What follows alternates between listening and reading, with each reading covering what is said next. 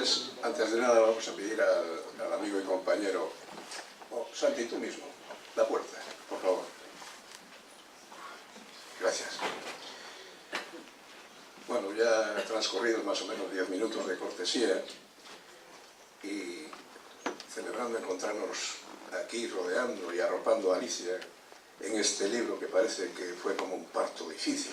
No difícil por la dificultad del parto en sí, sino por aguantar a la madre de la criatura. Lo sabéis muchos de vosotros y vosotras, ¿no?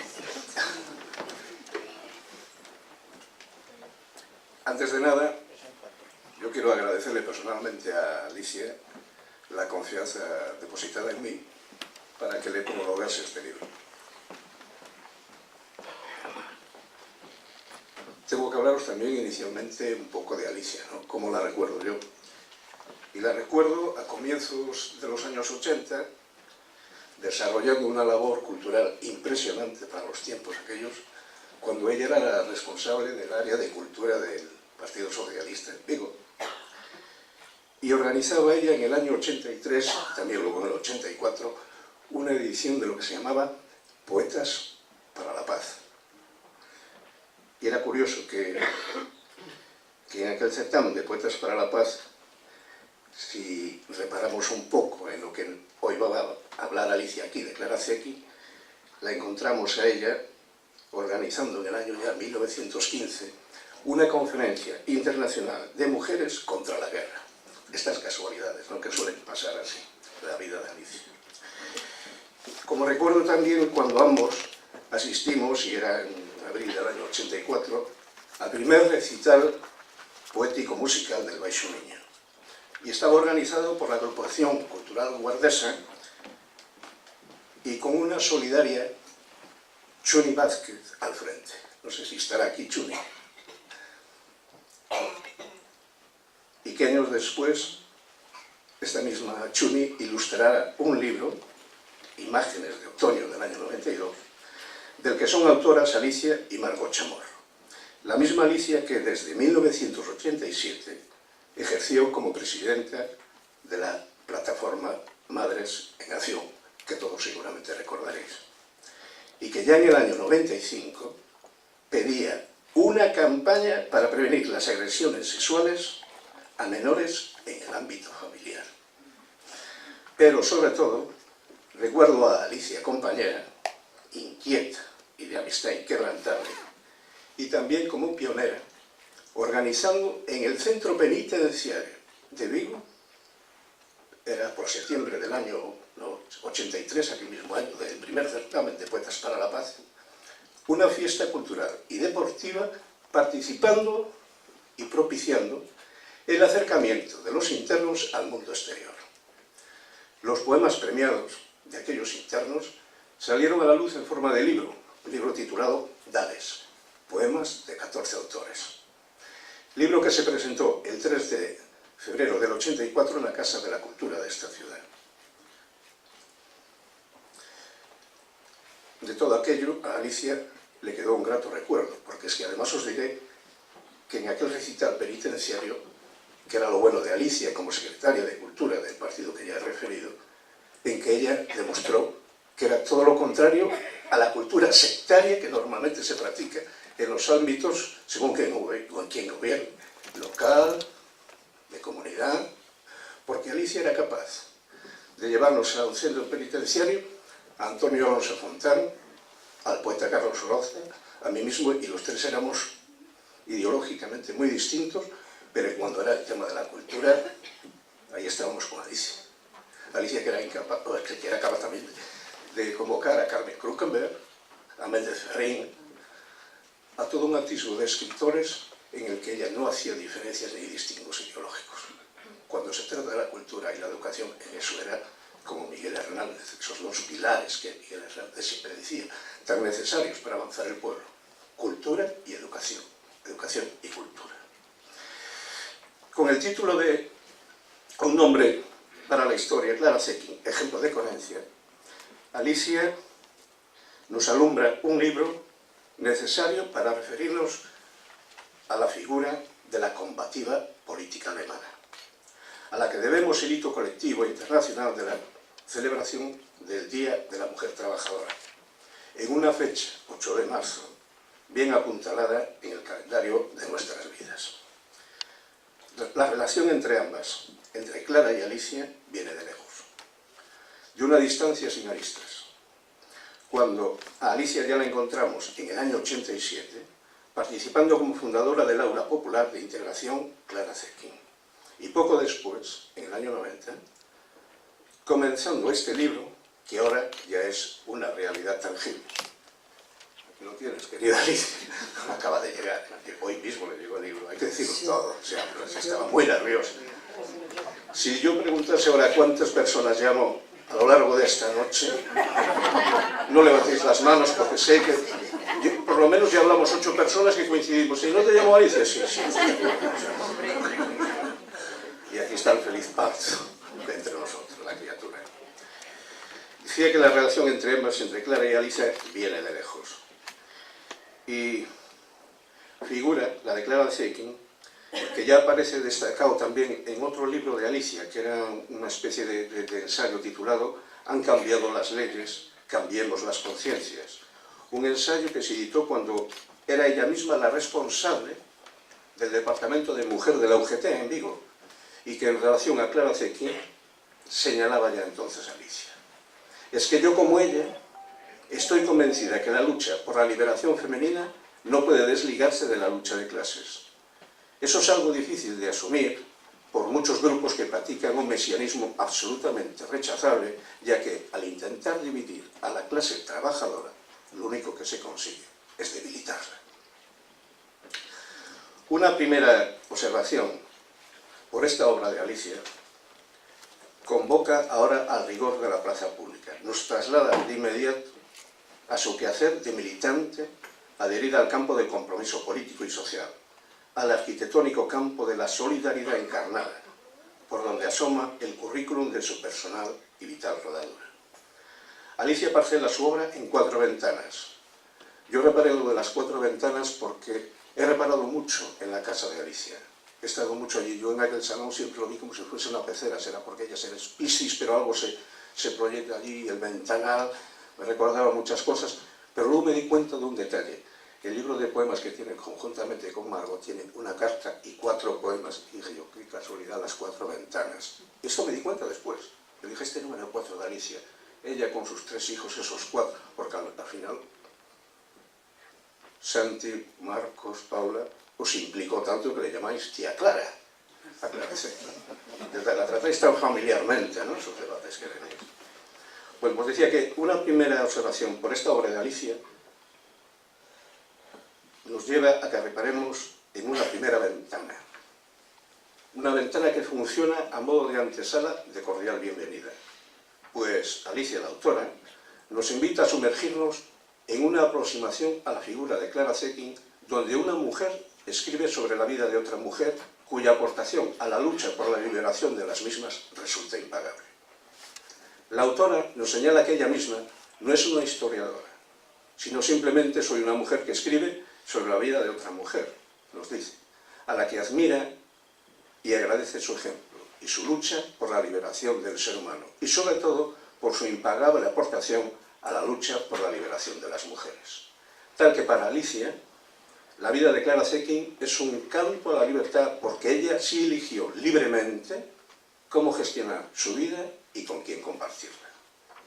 En la segunda ventana nos encontramos ya inmersos en un recorrido por la vida política de Clara Zetkin, ejemplo de coherencia en su trayectoria vital, para percatarnos del compromiso de una inmensa Clara en la defensa de los derechos de las mujeres y señalándonos a Alicia. A Clara puede considerársela una mujer adelantada a su tiempo, y sus ideas de la liberación de la mujer no solo eran incomprendidas por los grupos conservadores, sino incluso por sus propios compañeros de partido. Y apuntalando que figuras como ella debieran ser un ejemplo para quienes quieren dejar de ser cómplices y poner fin a su inaceptable indiferencia ante la desigualdad, la injusticia y la miseria. Al llegar a la tercera ventana, que la autora titula Final del recorrido, uno se topa con un final intencionadamente abierto, donde Alicia apunta. Proteger a la cultura es como soñar con un imposible. Parece que se premiase la ignorancia, que se pretendiese mantener a la población iliterata para facilitar así la manipulación de sus mentes. Al menos en mi opinión, dice Alicia, la cultura nos hace más libres y eso siempre ha sido un peligro para el poder.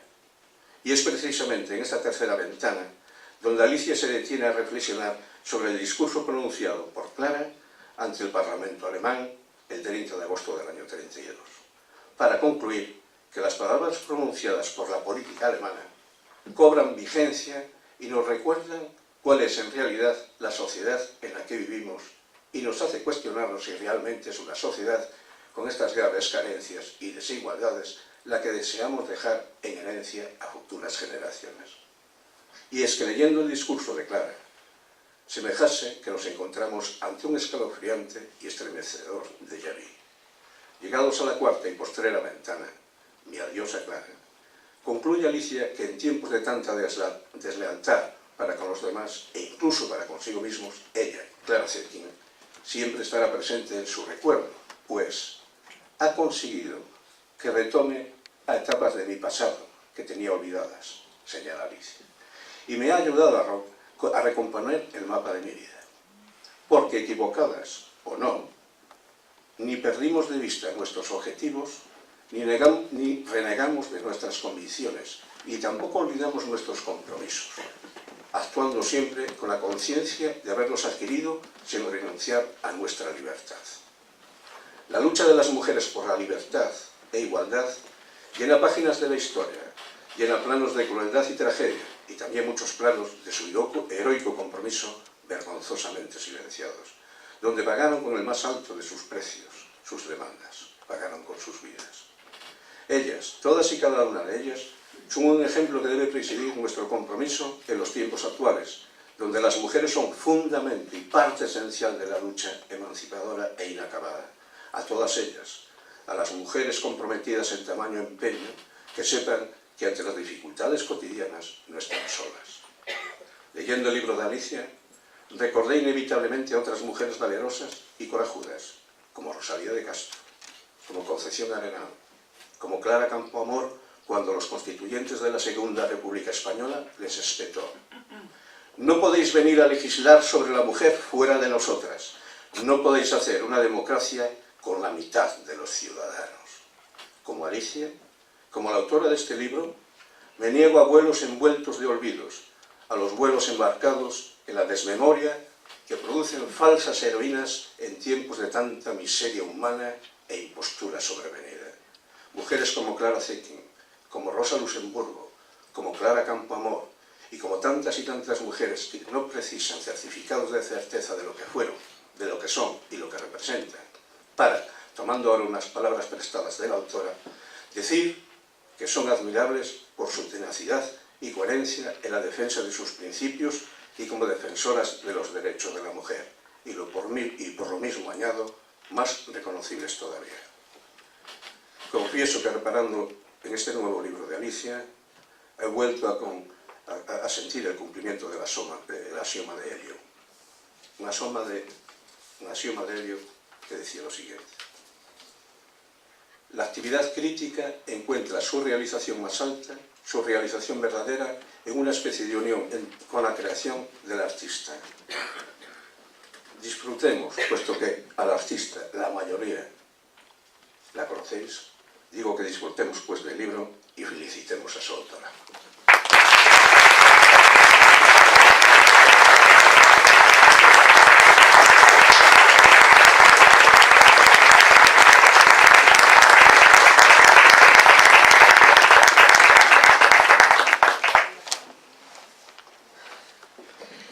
Buenas tardes y muchas gracias a todas las personas que hoy se han acercado a este auditorio para conocer un poquito más a Clara Zetkin.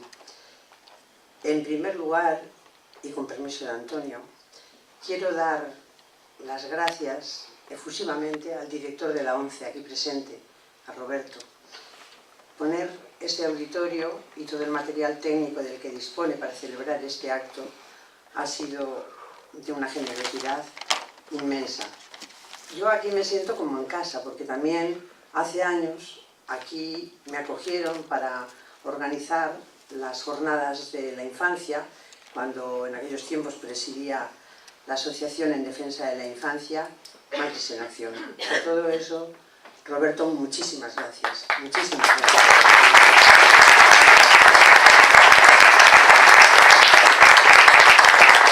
Ahora sí me toca agradecer a mi querido y leal amigo escritor Antonio Chávez, no solo por el hermoso prólogo que me regaló, sino por haber introducido este acto.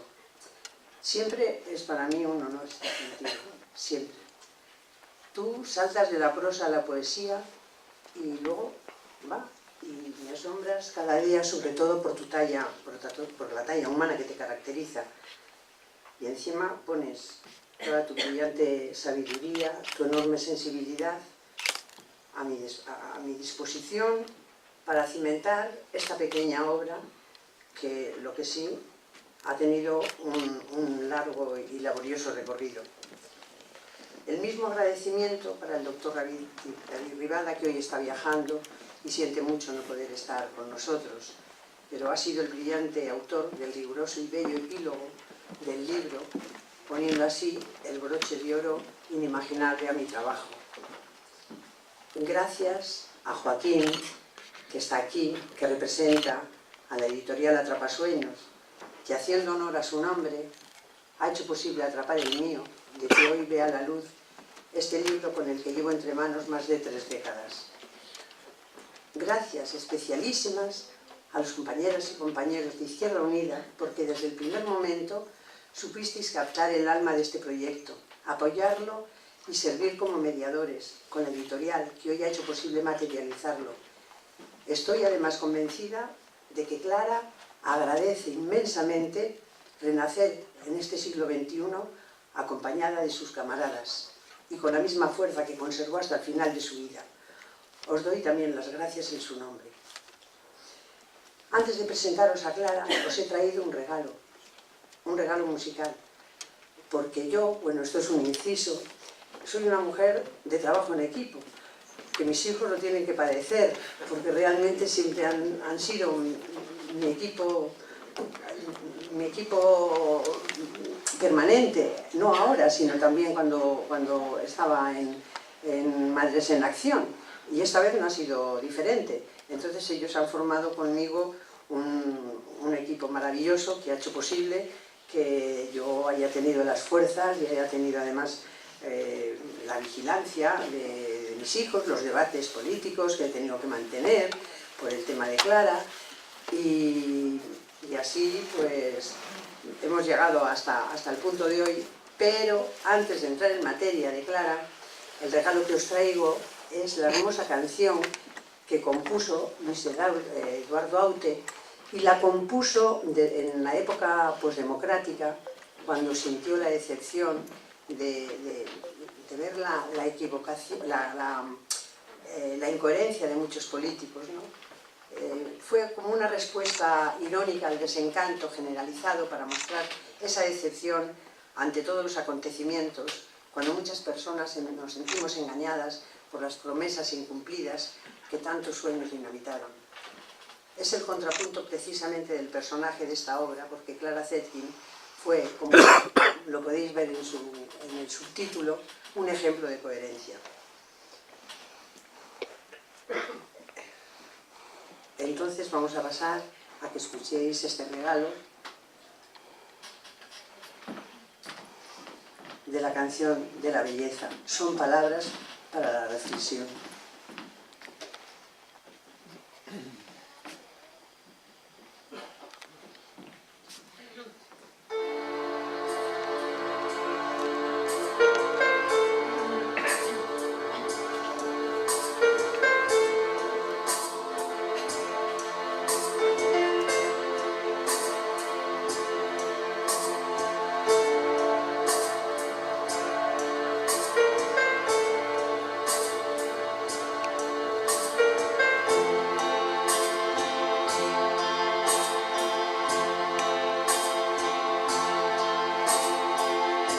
Enemigo de la guerra y su reverso y la medalla, no propuso otra batalla que librar al corazón.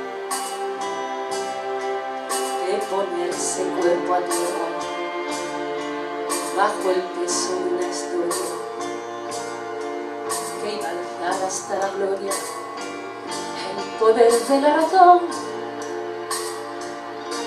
Y ahora que ya no hay trincheras, el combate es la escalera. Quien trepe a lo más alto pondrá sal por su cabeza, aunque se hunda en el asfalto.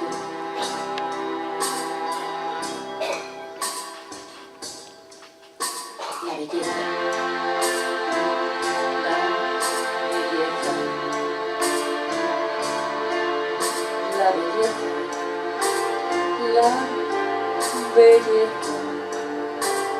la belleza.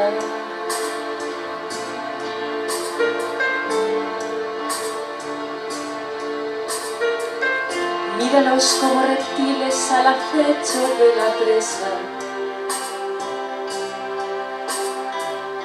negociando en cada mesa maquillajes de ocasión. Siguen todos los raíles que conducen a la cumbre, locos porque los deslumbre su fanática ambición.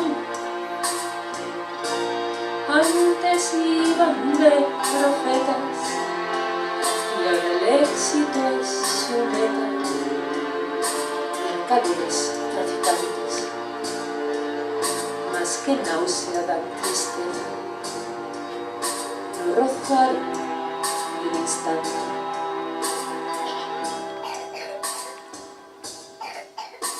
La belleza, la belleza, la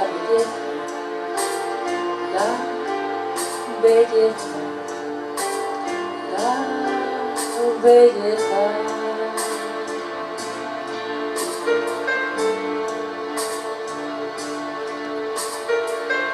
Y hablaron de futuros fraternales solidarios, donde todo lo falsario acabaría en el pilón. Y ahora que se cae el muro, ya no somos tan iguales. Tanto vendes, tanto vales. ¡Viva la revolución! Reivindico el espejismo de intentar ser uno mismo y ese viaje hacia la nada que consiste en la certeza de encontrar en tu mirada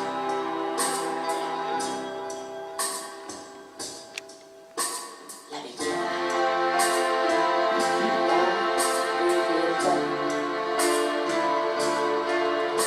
la belleza, la belleza, la belleza.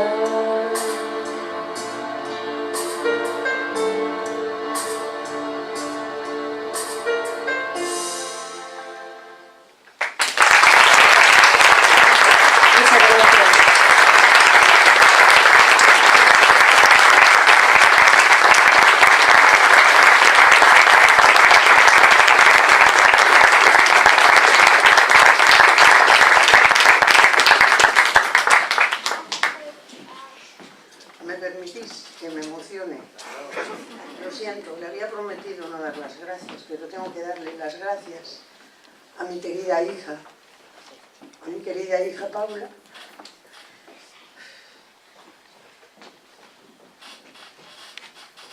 por contar con ella siempre, como en otras ocasiones he contado,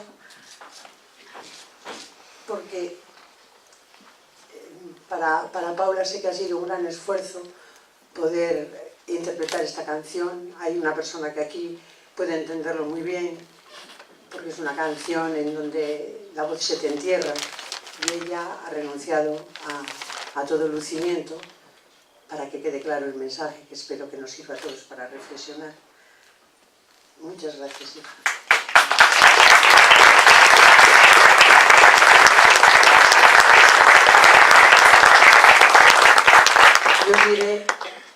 Clara, por ejemplo, con el discurso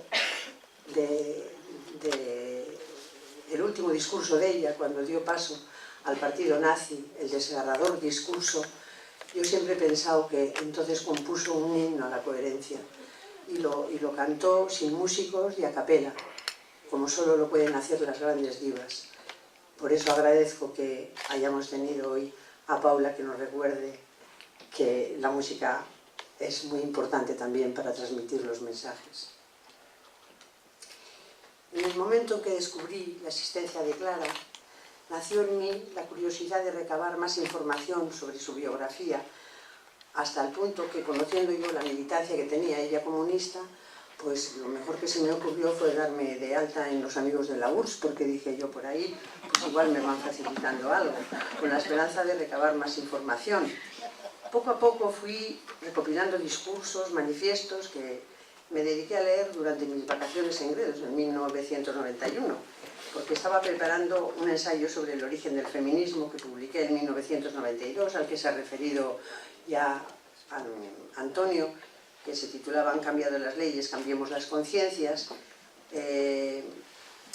Yo ya tenía para entonces suficientes detalles de su vida personal y política, pero siempre he accedido a ellos con gran dificultad, porque en España no había ningún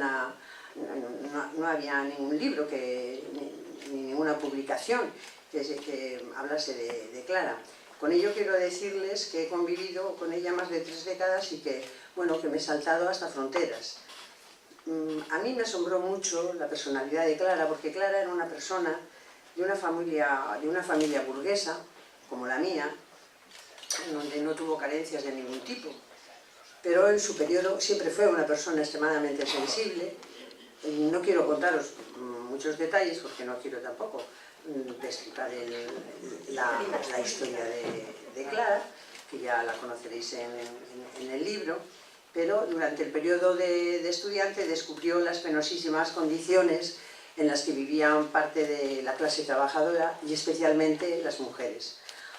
Y lo descubrió a través de un grupo de exiliados, que fue donde conoció precisamente al que fue su compañero y del que adoptó su apellido, Zetkin. Era entonces una joven muy sensible al dolor ajeno, muy sensible al sufrimiento del prójimo, y esto le llevó a desarrollar una corriente empática que le condujo a unirse a la lucha de todo este grupo de exiliados rusos socialistas para superar situaciones de injusticia que estaba conociendo en aquel momento. Se dio cuenta desde el primer momento que existía una clase de ciudadanos que eran tratados como pura mercancía, como mano de obra barata para los poderosos. Y en medio de esa catarsis que se estaba produciendo en su vida, pues fue cuando descubrió que la mujer no solo era explotada por los patronos, sino que también lo era en su propio hogar. En ese momento fue cuando nació su compromiso con la lucha por el reconocimiento de los derechos de los trabajadores en general, pero por los derechos de la mujer en particular. La primera toma de contacto de Clara con el marxismo se produjo durante su exilio en París, cuando en carne propia tuvo que padecer penurias que hasta entonces le resultaban ajenas. Fueron años muy difíciles, ella misma lo comentaba entre sus amigos, que había pasado unas necesidades y que nunca pensó llegar a pasar situaciones tan extremas de dificultades económicas. Porque además hay que tener en cuenta que en ese periodo de su exilio fue cuando nacieron sus 2 hijos, por lo que las condiciones cada vez eran más precarias. Al mismo tiempo, ella allí en París iba reafirmándose en sus convicciones marxistas. Allí conoció a la hija de Marx, con la que hizo una estrecha amistad, y no cejó en su labor militante a pesar de todas las dificultades que tenían para afrontar la supervivencia ella y Josip. La forma en que defendió sus ideales hasta el final de sus días es el mayor ejemplo de coherencia en la vida de cualquier persona. Nunca puso precio a su libertad de pensamiento, libertad que además defendió contra viento y marea, a pesar de las consecuencias que esta lealtad consigo misma tuvo a través del tiempo. Clara supo conservar siempre sus amistades, siempre por encima de cualquier obstáculo o diferencia, leal a quienes formaban su núcleo más querido. Como trabajadora y madre de familia siempre tuvo presente en todos sus discursos la cuestión femenina y luchó por salvaguardar la dignidad de la mujer en el trabajo y en el hogar. Clara fue la que propuso que fuese el 8 de marzo el Día de la Mujer Trabajadora, como bien os ha recordado, y lo veréis en el libro en qué situaciones y en qué contexto se produjo, en un memorable Congreso Internacional de Mujeres Socialistas que se celebró en Dinamarca.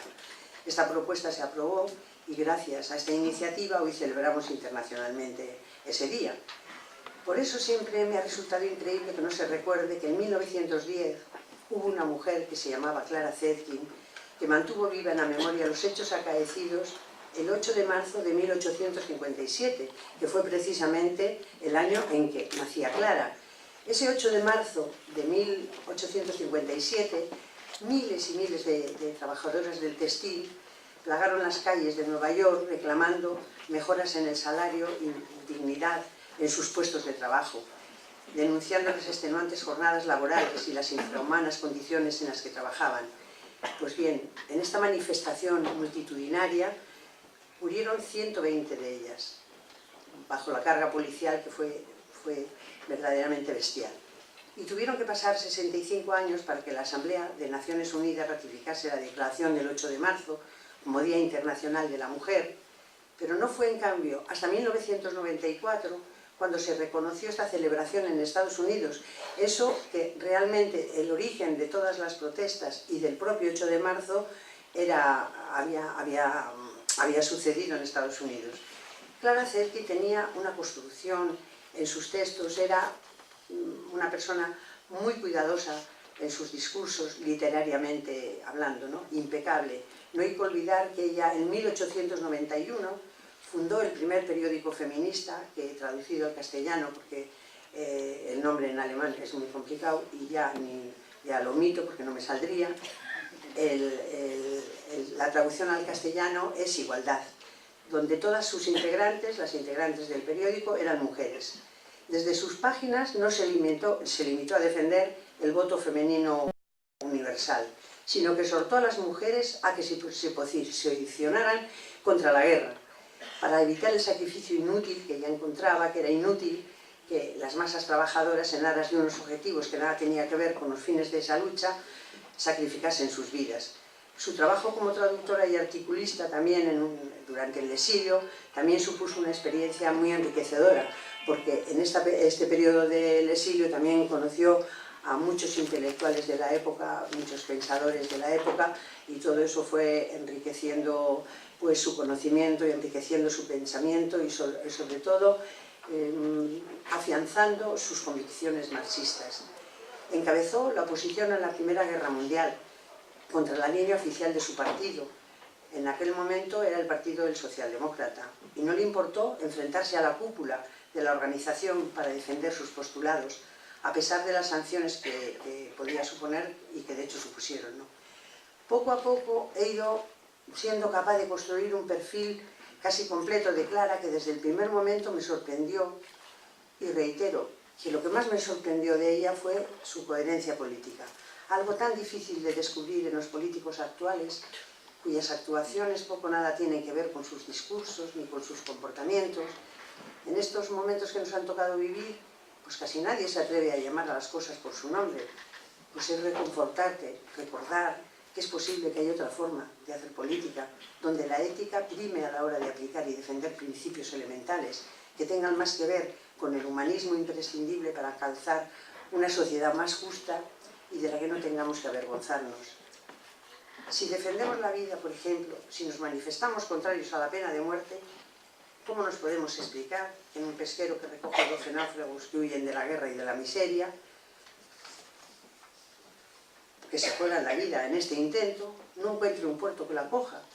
Si los dirigentes políticos mundiales hacen la vista gorda ante semejante genocidio, lo coherente, entre comillas, sería hablar claro y ordenar a sus pesqueros que cuando en un caladero encuentren un grupo de seres humanos que se los traga al mar, pues que den un golpe de timón y se dirijan a otro sitio y pasen del tema, pero no. Ellos responden con palabras huecas para explicar el conflicto, con mesas de negociación, con debates sobre la inmigración, mientras el Mediterráneo y sobre todo los campos de refugiados actuales que estamos contemplando cada día en las imágenes de la televisión y los que no vemos, se están convirtiendo en verdaderos campos de exterminio. Clara, yo estoy segura que no se mantendría en silencio ante este trágico panorama y que alzaría su voz y la palabra, como lo hizo a lo largo de toda su vida, porque el silencio, en estos casos, no es un acto de prudencia, es complicidad. Ella era rigurosa, contundente en sus discursos, consecuente con la moral marxista que había, e implacable y rotunda a la hora de denunciar las injusticias, porque para ser políticamente correctos, primero pienso que debemos de ser políticamente éticos, y Clara Zetkin lo era, con sus humanas contradicciones, lógicamente. Creo que su trayectoria nos da una lección magistral de ética y de coherencia. Les presento, a través de este libro, el perfil de una mujer que se ha ganado a pulso estar presente en la historia, pero en la historia con mayúsculas, al margen de ideologías o de religiones, porque hay valores de los que nadie puede elegirse en propietario. Clara fue una mujer que con su inseparable amiga Rosa de Luxemburgo nunca puso precio a su libertad de pensamiento, que ambas defendieron contra viento y marea, a pesar de las consecuencias que esta lealtad a sí mismas iban teniendo y que Rosa pagó con su propia vida, que ella salvó pues simplemente porque coincidió que estaba en un congreso fuera de Alemania, porque si no ella hubiese sido la tercera asesinada aquella trágica noche. El profundo amor de Clara por Rosa, asesinada brutalmente el 15 de enero de 1919, queda patente en la desgarradora elegía que le dedicó, donde vuelca todo su dolor y toda su admiración por ella. Esta elegía está recogida íntegra en el libro y realmente leerla para mí es leer la biografía de Clara de Luxemburgo, porque hace una descripción desde el punto de vista tanto humano como político que no puede ser más precisa. Clara siempre defendió y se defendió con la palabra como única arma, enfrentándose con ella a su propio partido, como cuando organizó los movimientos de mujeres contra la guerra, planteamientos frente a la hoy denominada violencia de género, el derecho de la mujer a gestionar su vida, la educación igualitaria no solo en la escuela sino en el seno del hogar, la erradicación de la prostitución y un larguísimo etcétera, fueron prioridades para ella durante toda su trayectoria. Espero que quienes decidan descubrir a Clara a través de este libro lo hagan dejando de lado, como antes dije, cualquier prejuicio. Simplemente les presento el perfil de una mujer que se ha ganado a pulso estar presente en la historia con mayúsculas, por su talla intelectual y política. Deseo que cuando realicen este recorrido por la vida de Clara, sientan la misma emoción que yo siento en este momento, cuando la comparto con todos vosotros, con todos ustedes, recordando que hubo una mujer que en 1910 abrió camino para que todos los hombres y mujeres celebremos un 8 de marzo sin exclusiones, con la esperanza de que en un futuro no existan razones objetivas para celebrarlo, porque se hayan alcanzado ya las metas. Tengamos siempre presentes que la honestidad, la ética, la lealtad, la solidaridad, la empatía y la coherencia deberíamos de considerarlo un patrimonio universal. Después de un largo recorrido, Clara y yo hemos llegado hasta aquí y he de confesar que me siento muy satisfecha de haber cumplido el compromiso adquirido conmigo misma hace más de 3 décadas, tratar de rescatar su nombre del olvido. Espero aportar con esta pequeña obra que lleva consigo no solamente muchas horas de trabajo, sino una importante carga de cariño, ilusión. Deseo aportar mi granito de arena para recuperar a Clara Zetkin para el siglo XXI y que ustedes inviten a sus amistades y conocidos que descubran la interesante vida de esta gran mujer. Antes de concluir el discurso, debo de retomar los agradecimientos. Yo soy como los de los Oscars, ¿no? Que a veces, o como Almodóvar, que se pasó de tiempo, pero yo soy una persona, por encima de todo, muy agradecida. Yo necesito agradecer a la gente que ha estado a mi lado, a la gente que ha hecho posible que hoy estemos todos aquí disfrutando, espero, de este acto. Antes de concluir, debo de retomar los agradecimientos y quiero agradecer a todo el equipo de personas que han hecho posible llegar aquí, al margen de mi familia, que siempre la he tenido incondicional, que ha formado un equipo conmigo, como siempre lo han hecho. Está Roberto, el magnífico diseñador gráfico, que me ha preparado una colección de imágenes y chapas con las que hoy lucimos, Antonio y yo, pero que quien quiera, pues lo único que tiene que hacer es encargarlas. Y también todo mi agradecimiento para mi querida amiga Conchi, que está aquí presente, por su apoyo incondicional y entusiasmo, que ha vivido este proceso como propio. Y además le tengo que comunicar que, hablando con Clara, hemos decidido nombrarte oficialmente la jefa de publicidad. Pero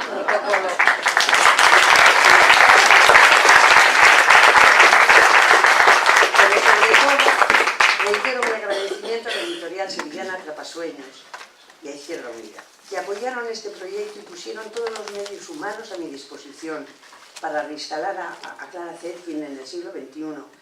Gracias, Rubén Pérez, muchas gracias. Es el candidato de Izquierda Unida a la alcaldía de Vigo por Marea de Vigo. Gracias por tu generosidad, rechazando la invitación de compartir esta mesa que por derechos correspondía por la colaboración que he tenido por parte vuestra. Y en cambio tú desestimaste esa opción y preferiste sentarte ahí en el público. Yo, esto me parece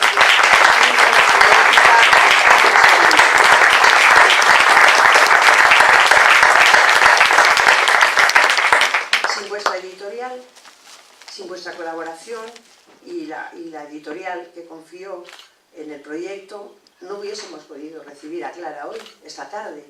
Y gestos así son los que demuestran la ética de las personas, que anteponen el interés general al personal y al político. Te deseo desde aquí, de corazón, muchísima suerte en la carrera. Y llegado al final, muchísimas gracias en nombre de Clara y en el mío propio por haber acudido a este acto. Espero que haya podido despertar vuestra curiosidad, el conocer a Clara a través de este libro, y que a partir de este momento ya deja de ser mío para ser de todos vosotros, y que está a la venta en la entrada del auditorio, como ya habéis visto, porque Clara llegó con mucho retraso, que casi me cuesta a mí la vida, porque llegó esta misma mañana con la lengua fuera desde Sevilla. Invito que si alguien de los presentes desea añadir algo, desea decir algo, levante la mano y tome la palabra.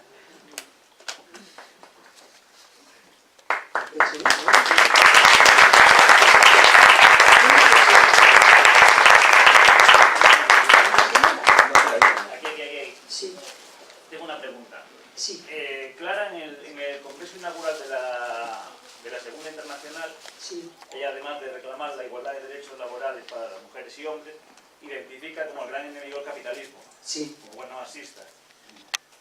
¿No cree usted que Rosa Luxemburgo, Kollontai y Clara Zetkin, que establecieron una base teórica muy buena para las generaciones venideras, en estas generaciones se ha desligado demasiado la lucha feminista de la lucha anticapitalista?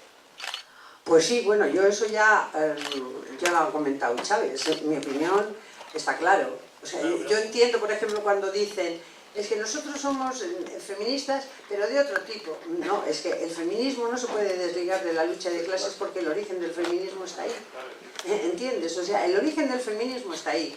No está en otro lugar. Claro, yo me refiero a que evidentemente el feminismo burgués de los políticos de hoy en día, en ese no entra, porque evidentemente tienen un discurso muy marcado, ellos la palabra anticapitalismo la tienen prohibida, pero sin embargo me refiero al feminismo de base, o sea, a tu vecina, a tu amiga, a muy pocas mujeres que se consideran, bueno, en mi entorno, no solo que se consideran por ejemplo feministas, le escuchas hablar contrariamente, por ejemplo, al capitalismo o mostrarse anticapitalistas abiertamente. O sea, consideran que se puede ser feminista, y no digo capitalista, pero sí tampoco anticapitalista. O sea, es como que se centran demasiado en una lucha feminista solo. En vez Bueno, de yo creo que es que, aunque no se pueda desligar, yo creo que lo que es un hecho real es que hay un feminismo que tiene que estar militando activamente, porque no tenemos más que remitirnos a la realidad y vemos la discriminación que hay salarial, la violencia de género, la explotación de la mujer en el trabajo, de que hay muchas más mujeres en paro que hombres, el conflicto que hay con la combinación de las tareas del hogar con lo demás. Entonces, yo, todo este tema que me estás preguntando, te lo vas a encontrar en el libro. Yo en este momento lo que quiero es que la gente se acerque al libro sin prejuicios y que después de leerlo reflexione. Porque, por ejemplo, los discursos no, en el congreso al que te estás refiriendo tú, las directrices las hizo ella todas, porque el Partido Comunista le encargó a ella hacer todas las directrices. Y para que te des cuenta, ella dijo, yo redacto las directrices porque ella era una persona que literariamente era muy brillante. Pero necesito que a mí se me permita dedicar un capítulo exclusivo a las mujeres. Pues bien, fíjate, en ese congreso no hubo tiempo. Estaba en el orden del día, pero ese tema no se trató. Y estamos hablando, ¿entiendes?, de que fíjate que eran precisamente muchos de esos hombres los que hablaban de uy, estamos de acuerdo con las mujeres y tal, pero resulta que fue Clara con sus directrices, sirvieron todas y dijeron, pues no da tiempo. Lo que pasa es que Clara Zetkin era un poco como yo también, un martillo pilón. ¿Qué hizo Clara Zetkin? Pues cogió, las imprimió y cogió y las mandó a Inglaterra, las mandó para aquí, las mandó para allá y las fue repartiendo en plan panfleto para que se conociesen esas reivindicaciones. Por eso te digo, entonces yo lo que no quiero hacer es de este acto, te lo digo con todo el respeto, es ahora aquí un debate metiéndonos en esos farragales, porque yo no quiero que aquí nadie se sienta incómodo en absoluto, porque además yo soy de las personas que pienso que más vale convencer que vencer, ¿entiendes? Entonces, a mí me da igual lo que me estén diciendo, porque oh, yo soy anticapitalista, oh, yo soy no sé qué. A mí la gente lo que me demuestra es con su comportamiento, es con su actitud. Las palabras es lo que te decía, estamos ya hartas de palabras huecas. Si oyes hablar a muchos hombres, uy, yo el feminismo, yo lo apoyo a muerte, joder, a muerte. Y llegas a tu casa y a muerte lo apoyas, vaya que si lo apoyas a muerte. Entonces te quiero decir que las palabras tienen el significado que tienen. Lo que tiene significado es la actitud que tú tienes frente a las cuestiones que abordas. Pues eso.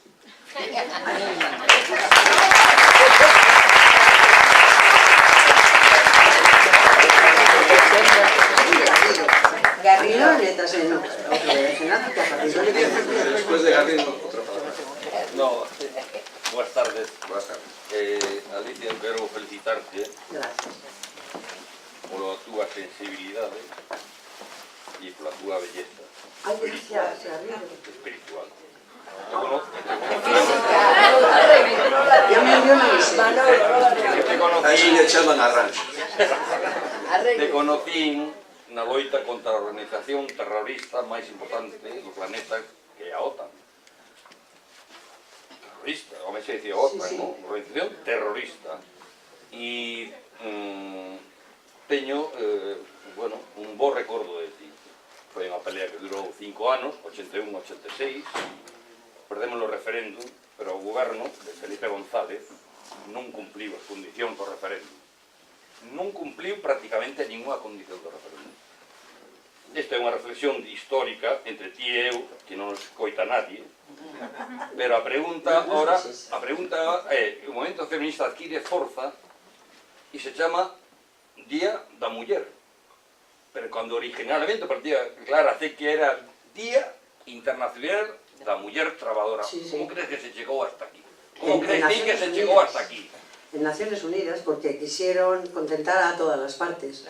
Y entonces cuando llegó a Naciones Unidas, ya claro, el movimiento era tan fuerte, el movimiento de mujeres y la celebración del 8 de marzo, que entonces cuando en Naciones Unidas se vieron en la obligación de instaurar ese día oficialmente, ya eso ya lo verás en el libro, las fechas que son, bueno, que yo las tengo también aquí, y no me acuerdo si era en 1965 o por ahí, pues decidieron declararlo el Día Internacional de la Mujer, y así un poco pues abrían el abanico.